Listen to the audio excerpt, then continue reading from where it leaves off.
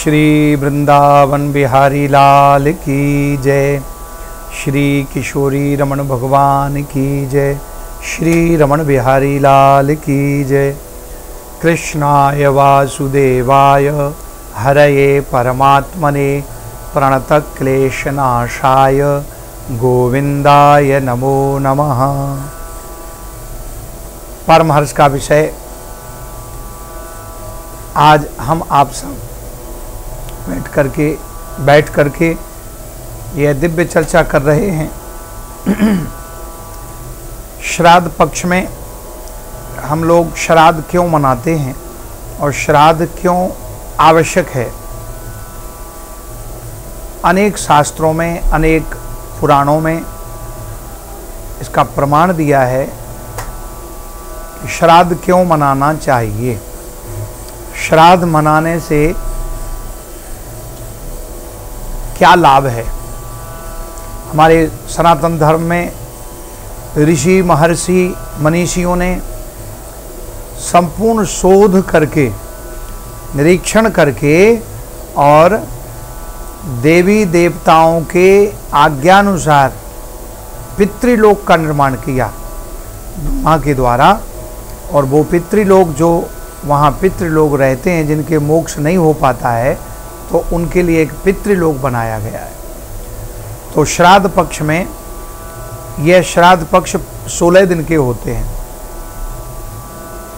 भाद्रपद मास के शुक्ल पक्ष की पूर्णिमा से, शुक्ल पक्ष की पूर्णिमासी से ये श्राद्ध प्रारंभ हो जाते हैं और ये आश्विन मास अमावस्या तक रहते हैं। 16 दिन, 15 दिन आश्विन मास के और 1 दिन पूर्णमासी का, वहाँ से श्राद्ध प्रारंभ हो जाते हैं। तो गरुड़ पुराण में श्राद्ध पक्ष के श्राद्ध करने के लिए बहुत श्रेष्ठ बात बताई गई है कि जो अपने पितरों का श्राद्ध करते हैं वो पितृलोक से उस कुल में, उस परिवार को आशीर्वाद प्रदान करते हैं, जिससे उनको आनंद, सुख और समृद्धि की प्राप्ति होती है और उनके घर में किसी प्रकार का कलह नहीं होता है। गरुड़ पुराण में इसका वर्णन आया है। और श्राद्ध पक्ष में किन किन नियमों का हमें पालन करना चाहिए। श्राद्ध पक्ष में झूठ ना बोलें, और कोई घर में आ जाए भोजन मांगने के लिए, कोई गरीब आ गया, कोई भिखारी आ गया या कोई भी, तो उनको कभी मना ना करें पितृपक्ष में। क्योंकि हमारे पितृ जो हैं पूर्वज, वो पितृलोक से किसी भी रूप में आके और आ जाते हैं। क्योंकि संपूर्ण वर्ष में तो वो पितृपक्ष में ही प्रकट होते हैं, क्योंकि मृत्यु के देवता यमराज ने पितृपक्ष में पितरों को मुक्त कर दिया, यानी सभी जीवों को मुक्त कर दिया कि पितृपक्ष में सभी जीव मुक्त हो, आप अपने कुल में जा सकते हो, और केवल मात्र 15 दिन के लिए। इसलिए जो श्राद्ध किया जाता है, जिनके पूर्वज, जिनकी जिस तिथि को मृत्यु हुई है, उस तिथि में जिस दिन उनका दाह संस्कार हुआ है, उस तिथि को मनाया जाता है। उस तिथि में भोजन कराया जाता है। और भोजन कैसा कराएं, जैसा आपके पूर्वजों को पसंद है भोजन, वो और वैसे ज़्यादा से ज़्यादा स्वादिष्ट भोजन कराना चाहिए और बड़े श्रद्धापूर्वक। और भोजन कराते समय पितृपक्ष में ब्राह्मणों को, जो श्रेष्ठ ब्राह्मण हों, वेद मंत्र के ज्ञाता हों और जिनके स्वभाव और चरित्र अच्छे हों, ऐसे ब्राह्मणों को बुला करके और अपने घर में श्राद्ध कराना चाहिए। और जिस समय भोजन करें ब्राह्मण, उस समय मौन ही रहें, उनसे ना बात करें, ना कोई प्रशंसा करें।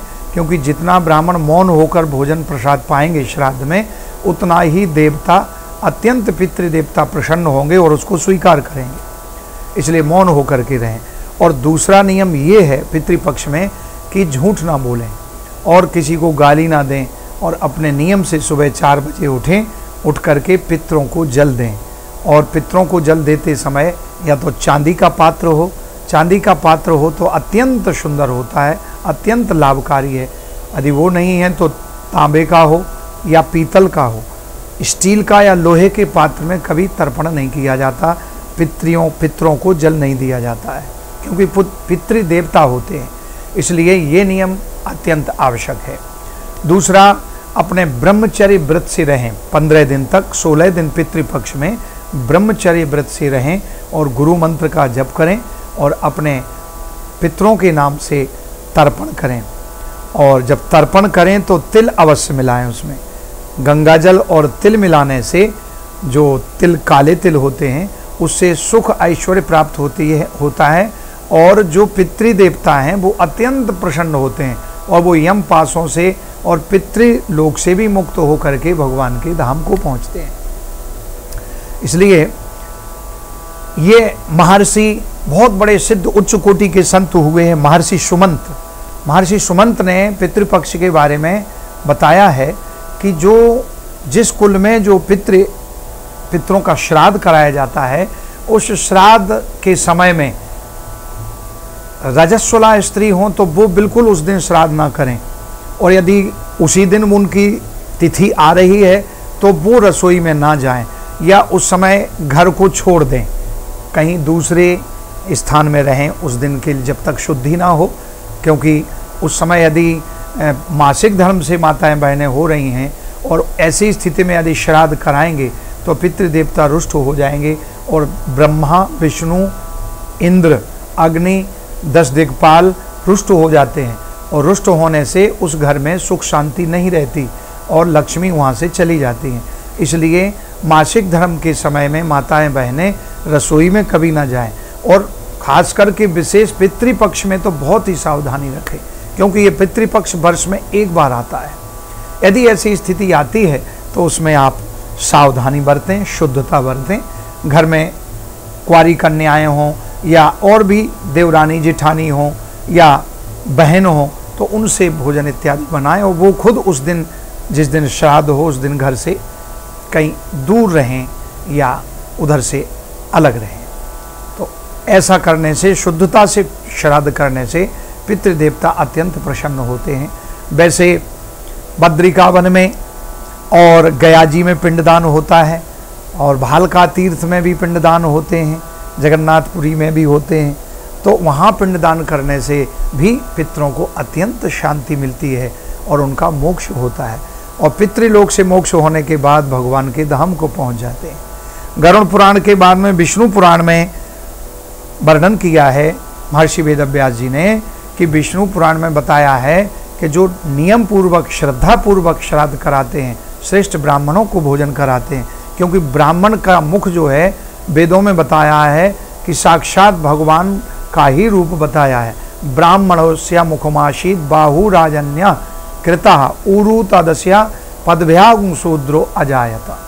वेद भगवान स्वयं कह रहे हैं कि जो ब्राह्मण हैं और श्राद्धों में जो पठित ब्राह्मणों को भोजन कराते हैं तो स्वयं मैं ही स्वीकार करता हूँ और उनके पितृलोक में स्वयं जाके मैं उनको आशीर्वाद देता हूँ और पितृलोक से उनका मोक्ष हो जाता है।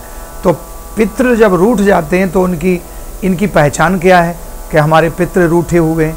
तो इनकी पहचान ये है, घर में अशांति, कलह, बिजनेस में घाटा होना, भगवान की भक्ति में मन ना लगना और जो काम करें वो बिगड़ जाना, घर में अशांति और थोड़ी थोड़ी बात पर झगड़ा, लक्ष्मी का ना रुकना, ये पितरों की असंतुष्टि का कारण। तो पितृ शांत कैसे हों, संतुष्ट कैसे हों? तो हविष्यान कहते हैं खीर प्रसाद को, जो दिव्य खीर बनाएं और अपने श्राद्ध पक्ष जिस दिन श्राद्ध है आपके परिवार में, आपके पूर्वजों का, तो उस दिन ब्राह्मणों को भोजन कराएं। 5 ब्राह्मण, 11 ब्राह्मण, 21 ब्राह्मण, यदि ज़्यादा नहीं तो कम से कम 2 ब्राह्मण का भोजन तो कराना ही चाहिए और उसमें यथोचित दक्षिणा दें, तिलक करें, श्रद्धापूर्वक प्रणाम करें। तो पितृदेवता वो स्वयं आके ही स्वीकार करते हैं, क्योंकि मृत्यु के देवता यमराज ने 16 दिन के लिए पितृपक्ष में सभी जीवों को मुक्त कर दिया कि आप अपने अपने कुल में जा सकते हो और अपने श्राद्ध को स्वीकार कर सकते हो। और जल तर्पण का बड़ा महत्व है, क्योंकि पितृलोक में जल का बहुत अभाव होता है। तो जल का अभाव होने से वो तर्पण के लिए उनको जल नहीं मिल पाता है जल ग्रहण करने के लिए। इसलिए हर परिवार में अपने पितरों को जल अवश्य देना चाहिए, अर्घा से, ताम्र पात्र से, चांदी के पात्र से जल दे करके और पितरों के नाम से उनका नाम लें और पितरों के नाम से जल दें, तो पितृ देवता अत्यंत प्रसन्न होकर तुष्ट परितुष्ट संतुष्ट हो जाते हैं। और इस प्रकार से विष्णु पुराण में इंद्र, ब्रह्मा, विष्णु, शंकर, गरुण, कुबेर, वरुण, 10 दिक्पाल आदि देवता वो प्रसन्न होकर उनके घर में सुख शांति ऐश्वर्य प्रदान कराते हैं। इसलिए इस प्रकार श्राद्ध में ये अवश्य करना चाहिए। नियम का पालन भी है। श्राद्ध में किन किन नियमों का पालन करना चाहिए? कोशिश रहे क्षौर क्रिया ना करें, 16 दिन तक ऐसा व्रत रखें, या जिस दिन श्राद्ध है अपने आपके पूर्वजों का उस दिन तक जो है क्षौर क्रिया ना करें। क्षौर क्रिया शेविंग ना करें, नाखून ना काटें इत्यादि। नित्य 4 बजे उठें और 4 बजे उठ करके स्नान करें। स्नान करके पितरों को जल दें और अपना गुरु मंत्र का जप करें, पूजा करें, शिव जी को जल चढ़ाएं और लड्डू गोपाल जी की पूजा करें और उस दिन गुरु मंत्र का अत्यंत जाप करें। ऐसा नियम करें। अच्छा, किसी के यहाँ मान लीजिए श्राद्ध करने के लिए तो ज्येष्ठ पुत्र को करना चाहिए। ज्येष्ठ पुत्र नहीं है तो छोटे पुत्र को करना चाहिए। छोटा पुत्र, मान लीजिए 4 भाई हैं, चारों अलग अलग हो गए, तो चारों भाइयों को अपने अपने घर में अपने पूर्वजों का श्राद्ध मनाना चाहिए। किसी के घर में कोई पुत्र ही नहीं है तो नाना नानी के परिवार से जो है उसमें से भी बालक के द्वारा श्राद्ध करा सकते हैं। यदि मान लीजिए कुल में कोई नहीं है, केवल एक ही स्त्री बची है, तो विधवा स्त्री भी अपने पूर्वजों के निमित्त, पितरों के निमित्त श्राद्ध करा सकते हैं, ऐसा शास्त्र में लिखा है। तो ऐसा भी कराना चाहिए। इस प्रकार से श्राद्ध पक्ष जो है ये पितृपक्ष बोलते हैं इनको। इन पितृपक्ष में पितरों के लिए श्रीमद् भागवत का पाठ कराना चाहिए, श्रीमद् भागवत की कथा कराना चाहिए और अनुष्ठान कराना चाहिए। उसमें पितृ देवता साक्षात आके स्वीकार करते हैं और वो आशीर्वाद देते हैं, और फिर जो श्राद्ध करते हैं उस घर में धन, ऐश्वर्य, यश, लक्ष्मी, कीर्ति, आनंद, सुख प्राप्त होता है। इसलिए अवश्य श्राद्ध करना चाहिए। शिताशिते सरिते यत्र संगमे, ये तीर्थराज प्रयाग में भी जाकर के जो श्राद्ध करता है तो एक एक पग जब रखता है तो एक एक यज्ञ के समान होता है। पितृदेवता प्रसन्न होते हैं।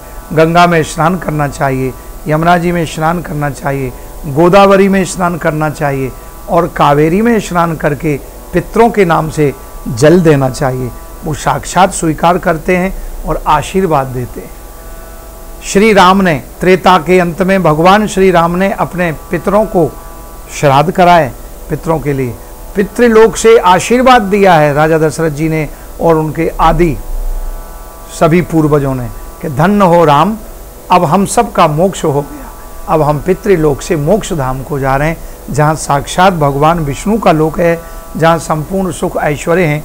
हमारा आशीर्वाद है कि चारों युगों तक तुम्हारी यश, कीर्ति, आनंद फैलेगा। इसलिए सभी जातियों के लिए, सभी वर्ण धर्मों के लिए मृत्यु के देवता यमराज ने सबको मुक्त कर दिया है 15 दिन के लिए। सब अपने अपने घर में जाके और अपने कुल में श्राद्ध को स्वीकार करें। तो जिस घर में श्राद्ध होता है उस घर में वो पितृ देवता आके प्रसन्न होते हैं, आशीर्वाद देते हैं, और जो श्राद्ध नहीं करते हैं तो वहाँ पितृ आकर के रुष्ट हो जाते हैं, क्योंकि भूखे प्यासे हैं वो। तो वो कहते अरे तेरे को धिक्कार है, मेरे कुल में जन्म होके तू पानी भी नहीं दे सका। तो कहते जैसे मैं तड़प रहा हूँ ऐसे तुम तड़फो। इसलिए आप सबको पितृ पक्ष की बहुत बहुत शुभकामनाएं। आप अपने अपने पितरों के नाम से श्राद्ध करें, गुरु मंत्र का जप करें, भागवत का मूल पाठ कराएं, श्रीमद् भागवत की कथा कराएं, इत्यादि इत्यादि अपने पितरों के नाम से करें। आपका पितृ, आपके पितृलोक से पितृ आप सबको आशीर्वाद प्रदान करें। आप सबको बहुत बहुत शुभकामनाएं। जय श्री कृष्णा, जय श्री राधे, जय श्री कृष्ण।